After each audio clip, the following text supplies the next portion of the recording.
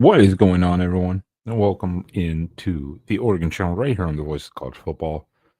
Uh, Hopefully, everyone's having a great Wednesday.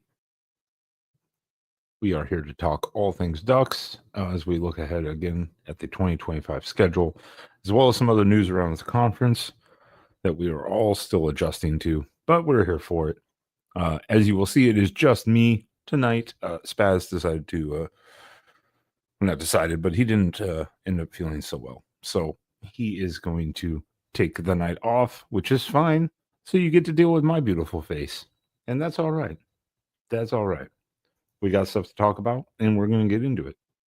But first of all, thank you for joining in. And if you could, please do hit that like button really quickly. It helps the channel a lot.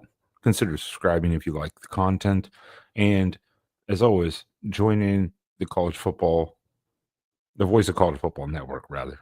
I apologize for the misspeak there. So what we're going to do is we're going to start off here tonight. Going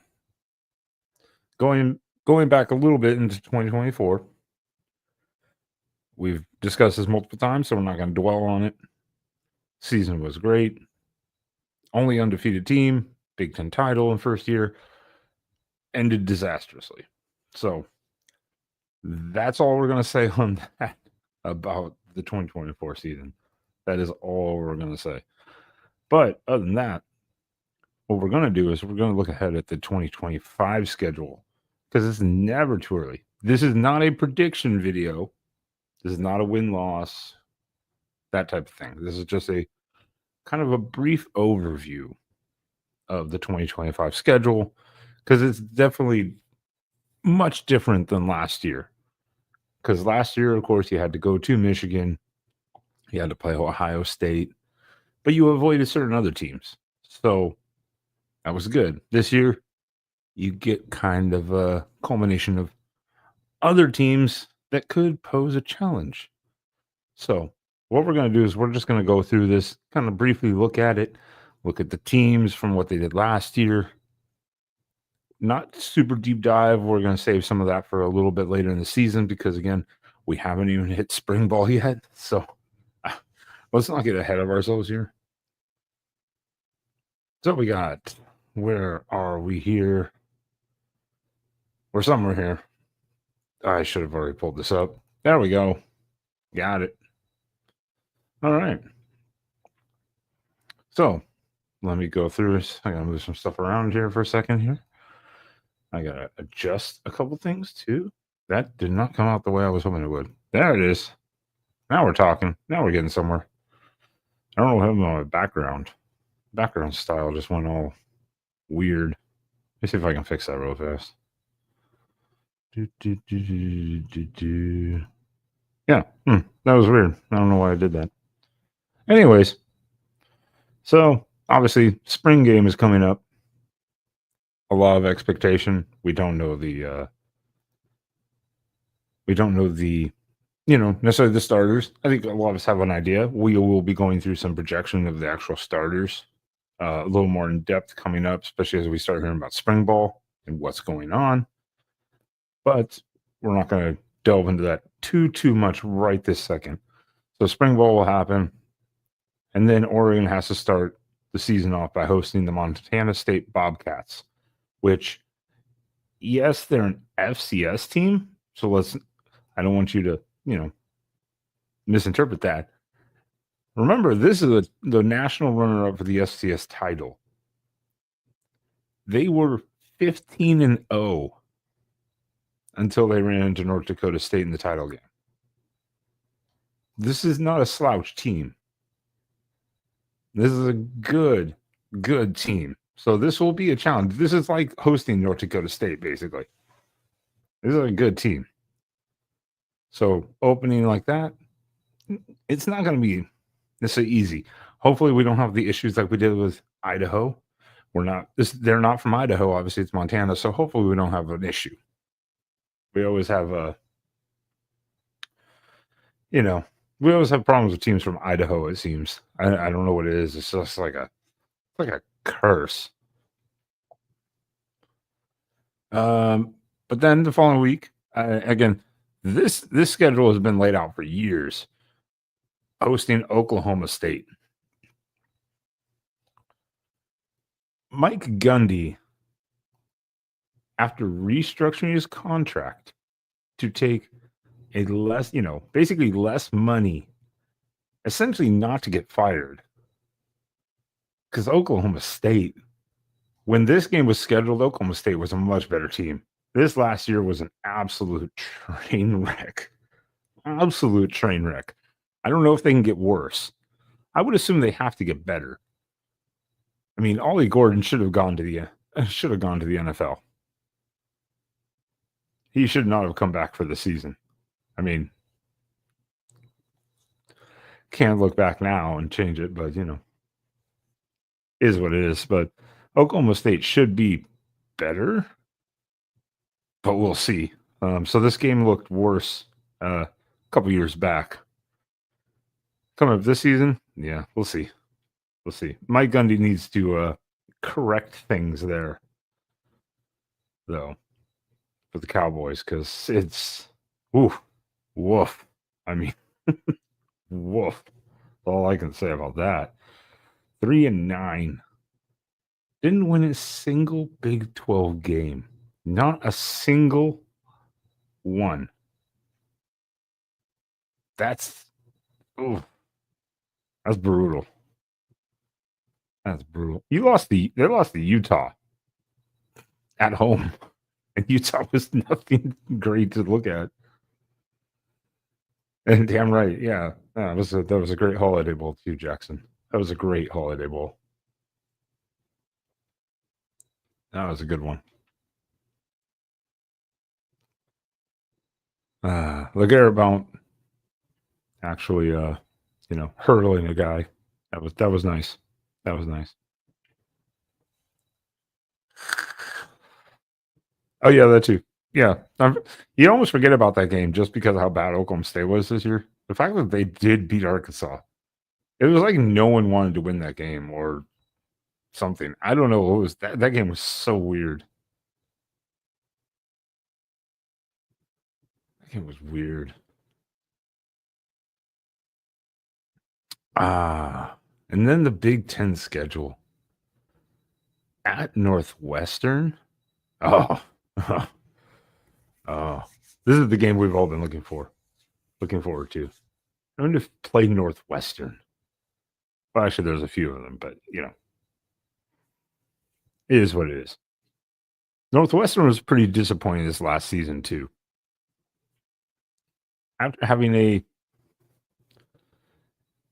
pretty solid 2023, where they actually did beat a good Utah team in a bowl game after, with their interim coach. They came back this year with a little higher expectations, and it did not turn out. It did not turn out good. You went 4-8, not great, and most of those games were not really close. Not really close. The ones you did win. I mean, let's put it this way: when you had to beat Purdue 26-20 in overtime, I think that kind of sums up that schedule and that season for the Wildcats here. But it's going to be interesting. It's a whole different venue. We're going to see what the Wildcats have going on this year. Jackson is Googling in the background. I have too many tabs open. I can't even Google right now. So, yeah. I mean, that's the whole point. So basically, it's been 50 years since we fight Northwestern. I mean, so I said, this is not common. This is not a normal thing. So this is going to take a little adjustment. But Wildcats, you have to see the first few weeks from them, what they do. I think that's kind of the main thing. Then what we got? Little Brother Beavers. The little brothers. Look, Oregon State's in a bad place. Let's not sugarcoat it. And I don't say that out of any like envy or like haha. I don't say that at all. Oregon State's in a bad place. Uh, started out pretty good. We're 4-1, only losing to Oregon, and then proceeded to lose every game outside of winning the Pac-2 by beating Washington State. Not an ideal year. So 5-7 last year for Oregon State, and I don't think it's going to get any better this year. I really don't.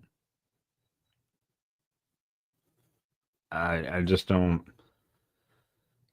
I just don't see it. This is just going to be another rough season for Oregon State. So it's it's just not going to be pretty. I don't know what the rest of the season will look, but against Oregon, it will be pretty. I think pretty brutal for them, unfortunately. I do not have their schedule in front of me, but I am pretty sure there's uh, a good 6 automatic L's. But we'll see for the Beavers. Uh, Hopefully they do better this season. Not wishing anything bad on the Beavers. We love our little guys, but it's not going to be pretty. This is where it ramps up, though. At Penn State in Week 5. This is probably the hardest game on Oregon's schedule this season, to be honest. If I'm going to be perfectly honest, this is probably the hardest one. At Penn State, where, I mean, obviously, they just went to the semifinals. They lost by 3 to Notre Dame on a very ill-advised and poor throw from Drew Aller. But they get Drew Aller back. They get the running backs back. James Franklin's still there. Their OC is still there. And then what do? They go poach the best defensive coordinator, arguably, in the nation in Jim Knowles, and make him the highest paid assistant to come over and coach their defense. Not too shabby. Not too shabby. Which again, Penn State, their only losses by 3 to Notre Dame, by 8 against Oregon in the Big Ten title game, and by 7 against Ohio State. Penn State will be pretty good. They will be pretty good. They'll be without some defensive players, obviously, and some offensive people, obviously. But they're going to be really good again, and going to Happy Valley will not be fun.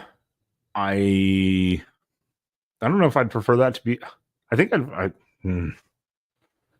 I'd prefer it to be a midday game because I think that'd be easier for Oregon. But at the same time, I'd kind of like to see a whiteout with Oregon there in green or something like that. That'd be kind of cool.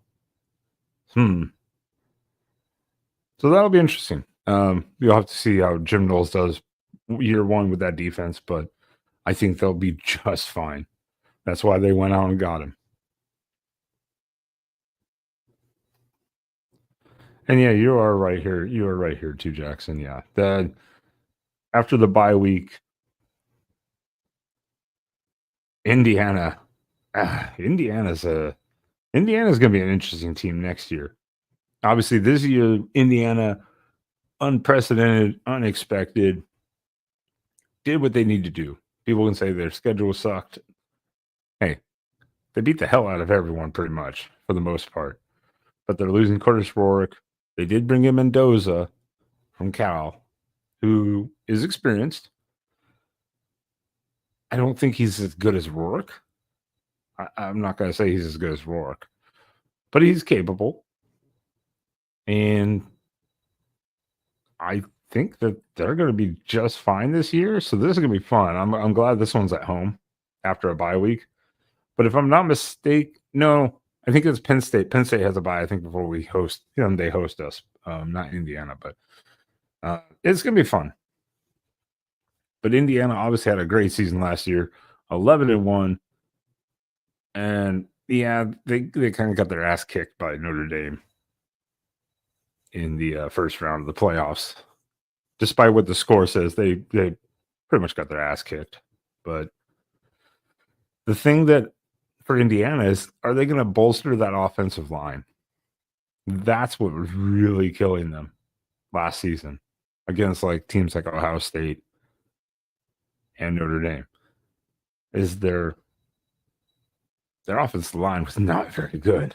So are they going to be able to rebuild? Because a lot of the guys they had on that team last year are gone. They were one and done. They were transfers.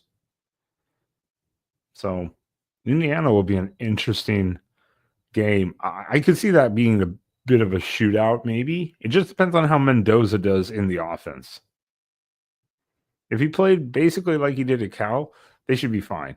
If he can improve, then they should be even better. So, again, we're going to have to wait and see.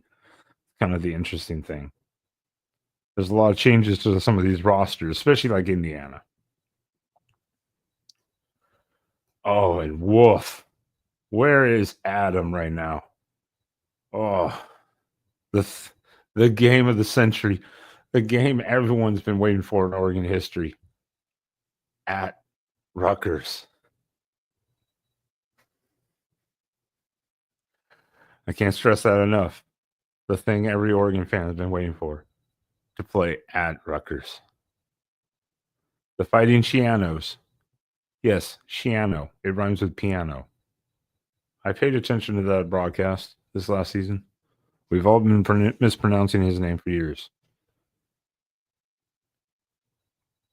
Is it just me, or is literally Greg Schiano the only coach that can win at Rutgers? It really feels that way. It's not like they had a great season this last year, but they were in a bunch of games.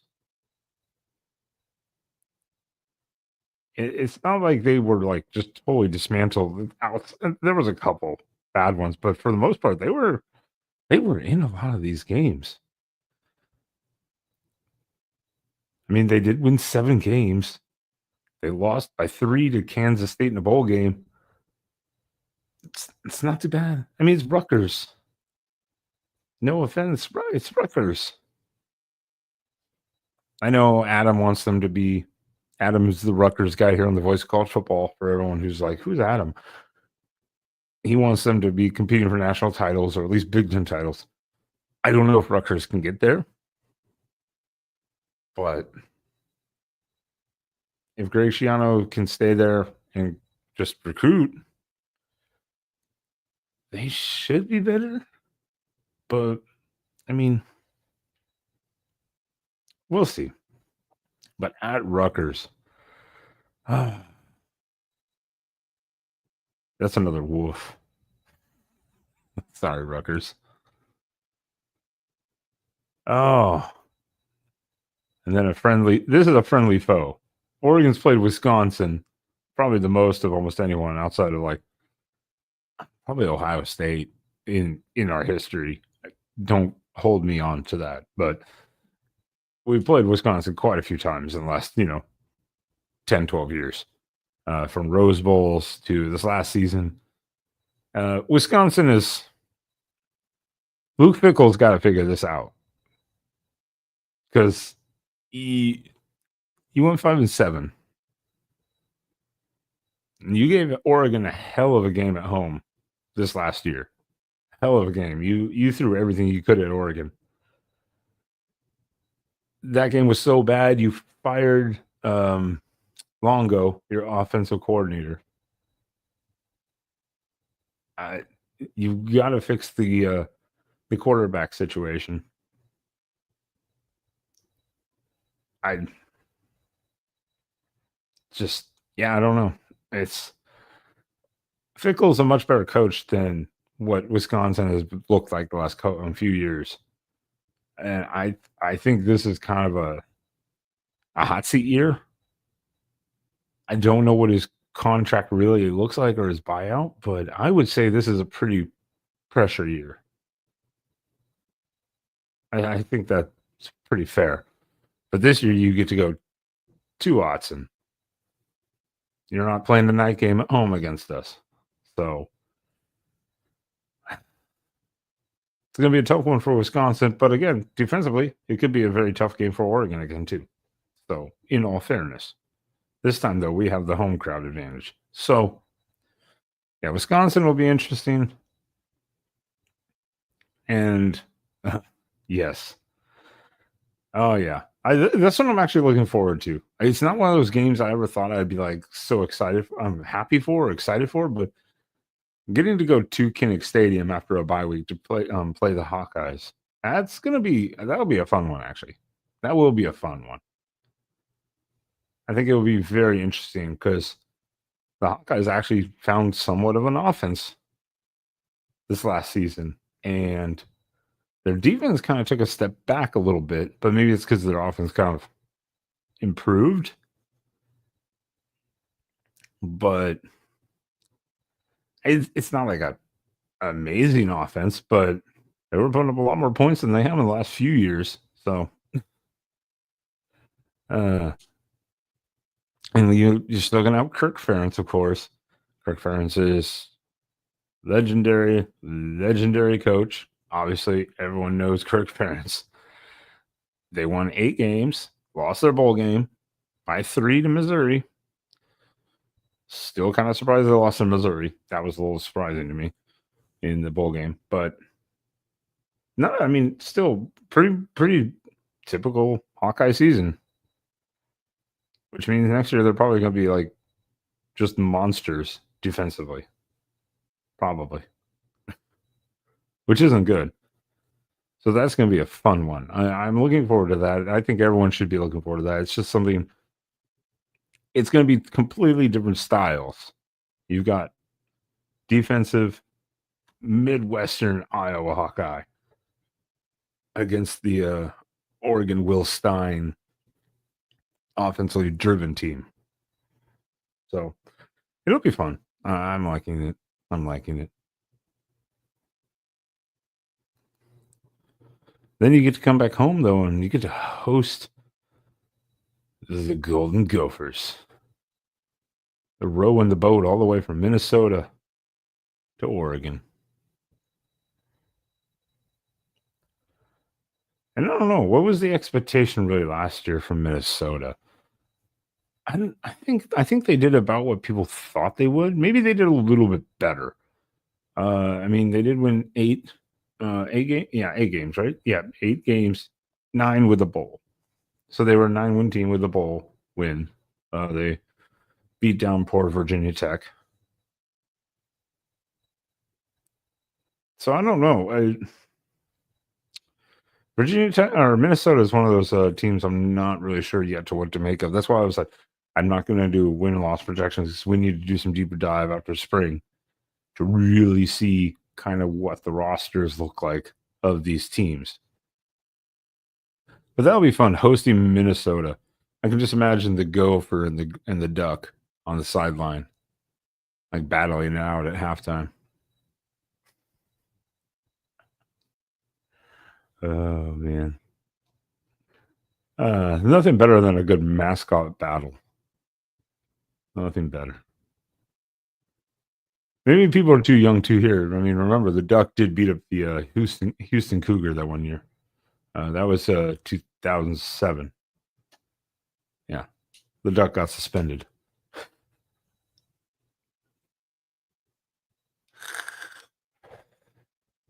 Oh,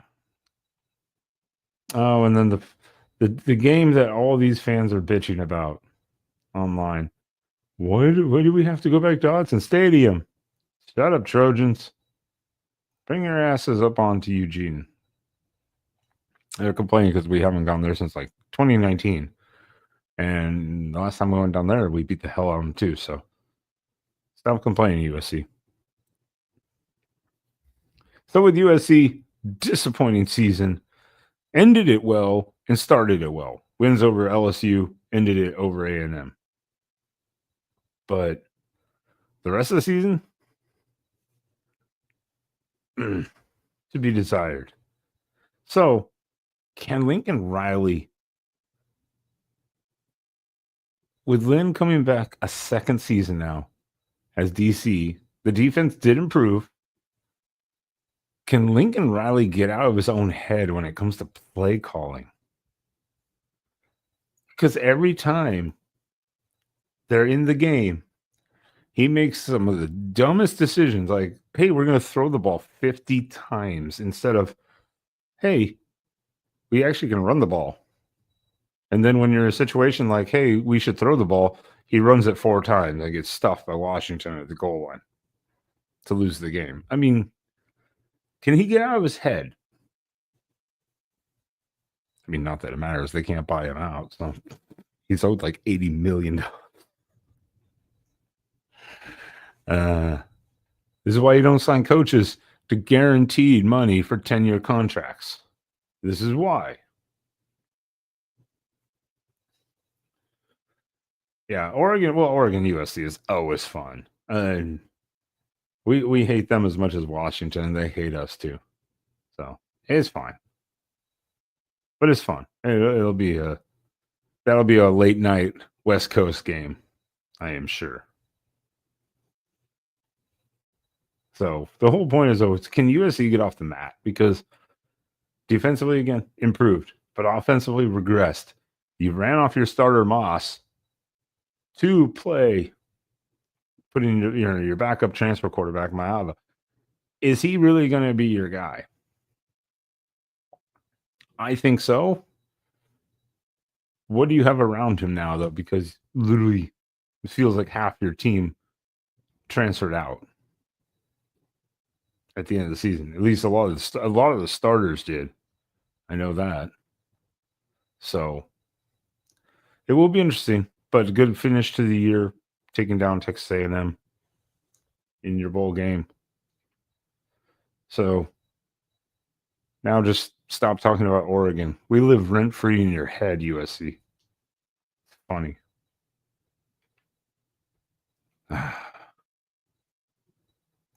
And then rivalry week at the Huskies. Which, in all fairness, Jedfish, in his first year, this was a rebuild. This was a rebuild year for the Huskies. You have, obviously, Caleb DeBoer leaving to go to Alabama. Obviously, Penix, Adunze, just so much talent off that team leaving. Jed Fish coming in. That's a lot to rebuild on. He takes in Will Rogers. I don't know if it was the system or if it was just Rogers or what it was. Rogers was just not it. I mean, they were just looking so forward to benching Rogers to put in Williams. And hey, Williams looked pretty good. I'm not going to say I won't say anything more than that. Williams looked pretty good in the few games that he got to start. Even against Louisville, he looked really good. They had a shot to win that game, but going for 2 at the bowl game, didn't get it. Lost to Louisville. But Jed Fish is a good coach. He does know how to rebuild. If I'm Washington, though, I'm a little bit afraid. Is he going to stay there? Jed Fish likes to jump around. He's nowhere more than like 2 to 3 years, and then he's gone somewhere. Look at his resume. I don't even know how many places he's been. It's a lot. It's a lot. So, for Washington fans, I guess the one thing you want to see is one improvement, but then Jed Fish stay and continue to build the program because they'll be better. Jed Fish will build that thing up. I don't know if this is the year or if it's going to take year 3. We're going to see the recruiting class and his transfer portal. It was okay. Wasn't great, but it was okay. So we're going to see. But you have Damon Williams. So the quarterback position is set. It's just, can you get the rest of the team to be better? So that's kind of the fun thing about that, is looking at the Big Ten schedule in that essence. Just a bunch of different things at Rutgers, at Kinnick Stadium, going to Penn State. It's going to be fun. It's going to be fun. So let's see here. What we got? I do appreciate, again, everyone jumping in here on a Wednesday night. Again, you just get to look at my beautiful face. Be nice. But yeah, so everyone wish Spaz to get better soon. He'll be back. But what we're gonna do quickly is kind of go into some news that has been coming out. As we are a legendary Big Ten program. So, we got to take a look and love on the Big Ten and some of the news coming out. So, obviously, some of the big news of the week for the Big Ten in the sense of coaching is that specifically for Oregon right now, Rashad Samples had been pinned potentially for the Sam Houston job, for the head coaching job at Sam Houston. Turned that down. He has then been tapped by the Dallas Cowboys to take over the same thing, the running backs coach. He turned that down to come back to the to Oregon. And then the Cowboys were like, "Yay, you know what? We like your wide receiver coach, Junior Adams." So they poached him. Jerry Jones, you back the hell off the Oregon coaches, okay? Telling you, stay the hell away. God. Jesus. Freaking Cowboys. All things. Spaz would be happy. He's destroying his NFL team is destroying our Oregon team. Jesus. Jackson, you don't have to send super chats. I highlight your chats. You're the only one here. Kidding. 199 days till the start. Yes. Yes. Don't remind us, Jackson. Don't remind us. I thought it was 200, but I guess that was maybe something I heard yesterday, because I was like, oh, God. Oh, God. It's still like 55 or 56, maybe 58, somewhere in that range up till spring game. Ugh. It's disgusting. But yeah, by the way, everyone, we do love super chats, super stickers, free memberships, whatever you want to do. We love it. So thank you, Jackson, for that. You'll also find Jackson on the After Dark show with us on Sunday nights. So looking forward to that. Well, you're talking about the storylines of the 2024 season. That'll be fun this Sunday. So in the sense of the coaching news, sorry, got off track, but so with Junior Adams going on, but Rashad Samples coming back for Oregon, there's speculation that Rashad Samples will actually take over maybe the wide receiver coach position, because he has done it in the past at Texas and Arizona State. So he's very versatile in his coaching abilities between running backs and wide receivers, which could be fun. I mean, hey, that's fine. To be honest, if Hartline had not gotten named OC at Ohio State, I was like, Oregon, throw the book at him. Throw the wallet, a blank check, whatever you got to do, throw it at Hartline and steal him from Ohio State. But then he got the OC job, and it's like, well, there went that. So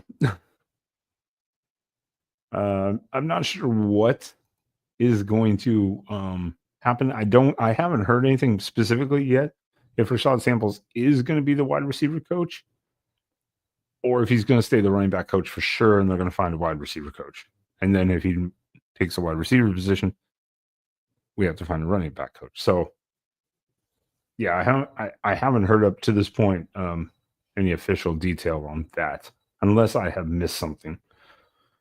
But we will see. Probably in the next shit. I would assume have to be within the next week. I mean, we're getting into spring ball, so we will find out though pretty soon, probably. Uh, I mean, obviously, let's put it this way: we already talked about it earlier. Penn State taking Jim Knowles from Ohio State.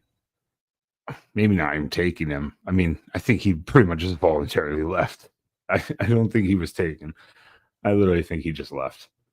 But to become the highest paid assistant in college football. So good job, Jim Knowles, and good job, Penn State. So we'll see how that works out. Obviously, we just said Hartline got promoted at Ohio State to be the offensive coordinator, and then they promoted, I believe it was their wide receivers coach to be co-offensive coordinator. I can't remember his name right off the top of my head. I did have it pulled up earlier, and I cannot remember his name right now. So good for him. But then in Ohio State news, I mean, I guess if you're going to swing for it, Matt Patricia is the Ohio State defensive coordinator as of today. Matt Patricia.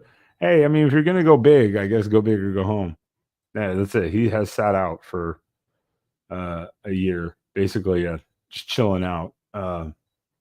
Everyone knows Matt Patricia probably best as the New England Patriots defensive coordinator under Bill Belichick. But he was also the head coach of the Detroit Lions, which didn't go so well.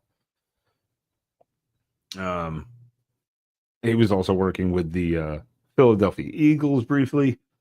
Yeah, and just has been out for basically a year. So he is now the Ohio State defensive coordinator, which was an interesting topic that came up earlier. Is where that's funny. Yeah, these have not been working out well. Most of those have never worked out well. They've usually flamed out pretty quickly. Which is funny because a lot of people are like, "Hey, are they expecting him to like recruit?" I mean, he has a lot to go off of, being a Super Bowl winning coordinator and stuff like that. Multiple of them. But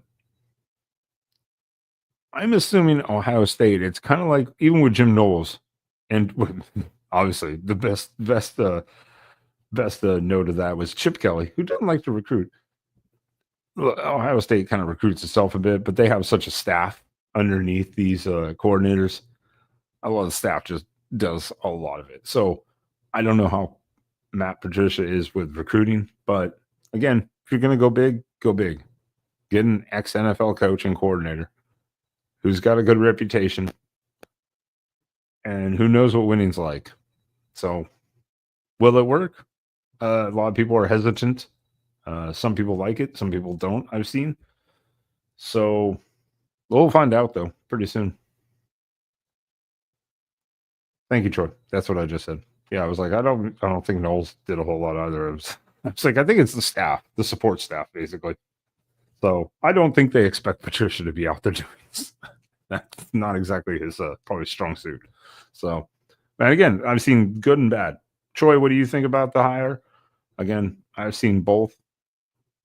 I think it's like with any coaching change, coaching or position change, you just gotta kind of wait and see, kind of thing. I don't know. Can't blame you for going out though and getting a guy with that much experience. So, I mean, we'll see. And what else? Oh, what else is Penn State up to? Penn State has also interviewed DeMarco Murray from Oklahoma to be their running back coach, as their running back coach left to go to Notre Dame.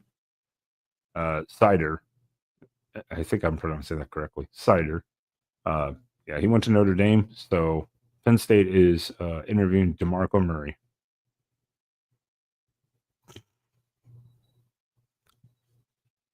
That's it, Troy. Yeah, who knows? I mean, you wait and see. Wait and see. Uh, I don't know what drove Penn State to look at DeMarco Murray. DeMarco Murray, obviously, everyone knows him from the NFL, uh, from 2011 to 14 with Dallas, Philadelphia, Tennessee, 3 Pro Bowls. But he hasn't been coaching. I mean, he coached at Arizona, then he went back to obviously to OU, uh, and he's done pretty good there the last few years. So uh, I guess maybe that's why. I don't know. Could be somebody recruiting too. No idea. Having a guy like DeMarco Murray, the name recognizable. So we're gonna wait to see what happens there. I'm sure there's some other coaching changes going on in the Big Ten. These are just some of the major ones that have been going on. Obviously, DeMarco Murray hasn't left Oklahoma, but Penn State is interested in pursuing him.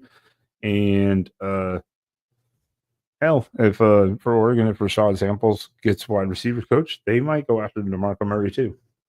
I mean, who knows? It's the off season. Poach whoever you can get, I guess. I don't know if DeMarco Murray's on Dan Lanning's radar though. He has his book of people, so I don't know if DeMarco Murray's in there. Probably not, but hey, who knows?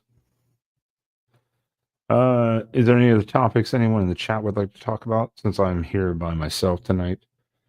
Nothing crazy. I don't want to think about it. It's a Wednesday. Come on, I got to work in the morning. But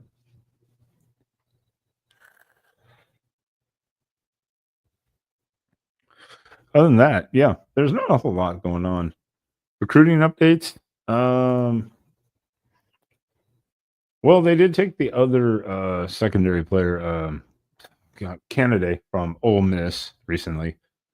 A lot of people were kind of wondering why, and I think it's because we have an assistant that he used to play for, kind of coach for, play for, or knows really well. So he figured I'm going to go spend my final year over there with someone I like. I don't know if he's really going to see a lot of playing time. He didn't really do that as much at Ole Miss this last season. I mean, good amount of tackles, not that many targets. He didn't play a lot, so it was a little bit of a surprising pickup. Yeah, Kennedy. It was a little bit of a surprising pickup after we have all the 4 and 5 stars that were coming in, and some that have been there, and then all the other transfers we took for the secondary. So it was a little surprising. Definitely not anything we thought we were gonna take for whatever reason. If anything, we were gonna take like another linebacker, but hey, what do I know? Maybe they're gonna just use them in special packages. I don't know. No idea.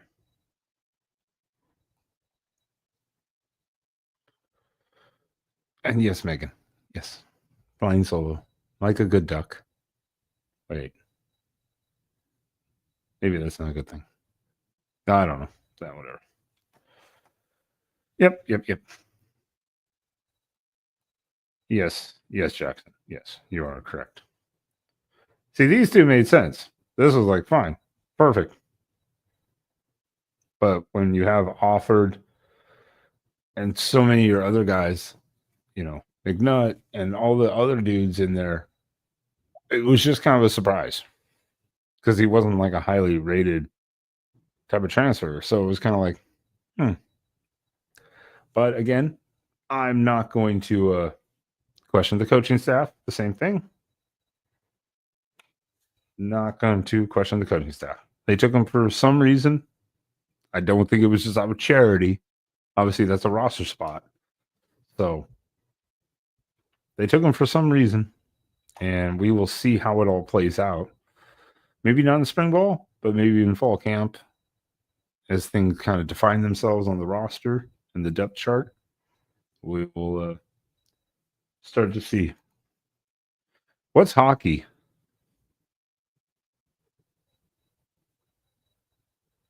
What is that? What's hockey? This is a football channel. A football, not football. Football. I don't know what hockey is.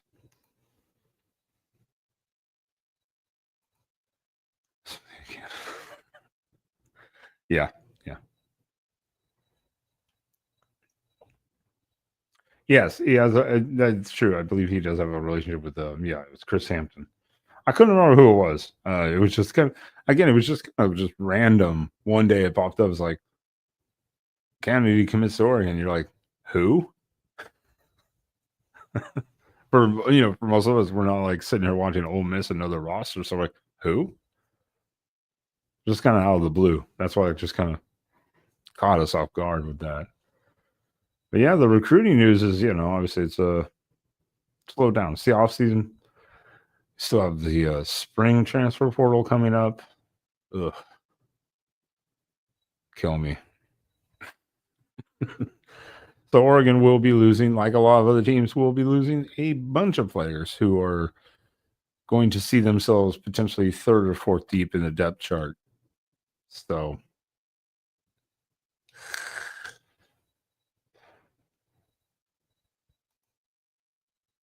I don't know. I think he's going to be a backup. I don't think he's going to, again, unless it's some sort of special package. I mean, to get him here, unless he just wasn't also happy at Ole Miss and he just was like, you know what, I want to be somewhere where I'm going to enjoy myself. I have no idea. I mean, they talked to him about what his role would be before he decided to come. So they must have laid out something or just told him straight up because we have enough guys in the background. Hey, you keep your mind out of the gutter. Now, some sort of like maybe specifically used in blitz packages. Maybe he's just seen as more of that type of specialty that they can use in certain ways. Maybe he's going to be used a lot on special teams. Even they even told him that. I don't know. No idea. Don't really know much about him other than looked up some of his stats. But so we're going to see. Spring ball will tell us a lot, and then the projected depth charts. I don't even think he's been added to any of the already projected depth charts, even as a four stringer. I don't think he's been added even yet. That's how recent it's really been. So, all right. Well, what I wish everyone could do in the chat is make sure, once again, please do hit the like button. It helps the channel a lot. It's free, doesn't hurt you at all. Consider subscribing if you haven't. Helps us a lot too. And hit the notification and share this out if you would so desire to. Also, please do wish Spaz to get better and feel better. He was just pretty rough earlier. So he was like, yeah, just not going to make it tonight. And that's just fine. It happens, not a big deal. And then we will be back next week with a good topic. Maybe we will deep dive a little bit into the roster, see what the updates are like. Obviously, any coaching changes, any new information we have with recruiting or transfers or identifying some new transfers maybe coming in spring that we could look at. I'm not seeing anything that we really need right now, but things can change. Things can change again. Like I said, after spring ball, there's going to be some people that are leaving. Also, we can get into the quarterback discussion. Dante Moore versus Novosad versus Moga. That should be fun. And then also on the main channel here, the Voice of College Football. Don't forget this Sunday night, we will be back with the After Dark. We can talk the Super Bowl a little bit, but I kind of went with a little bit of a thought process this week. After I saw a great idea from another show a little bit, and I'm not trying to take their ideas, and I don't want to use their points. What were the stories that defined 2024 season, the 2024 season for college football? So it'll be kind of fun. It's kind of our top 10 ideas of if we thought about it 20 years from now or tried to explain the season, how it went. Those would be the 10 things you would tell people about it. So We will see everything. And that's right. Right. Don't forget the Ohio State, Michigan, everything debate on Mondays. That will be fun as usual. So don't forget about that. And another live call and show too. Yep. And also, by the way, too, on the way out here, once again, thank you everyone for coming. Hit the like button. And also, happy Valentine's Day for all those that you have any significant other out there. So remember, that's Friday. This is Wednesday night. So yeah, if you forgot, quick, make a reservation somewhere. Don't forget about it. But all right. Well, again, thank you everyone for being here on the Oregon channel. And make sure to join us next Wednesday, 9:35 p.m. Central, 7:35 Pacific, as we talk everything Ducks. And you all have a fantastic evening. And as always, go Ducks.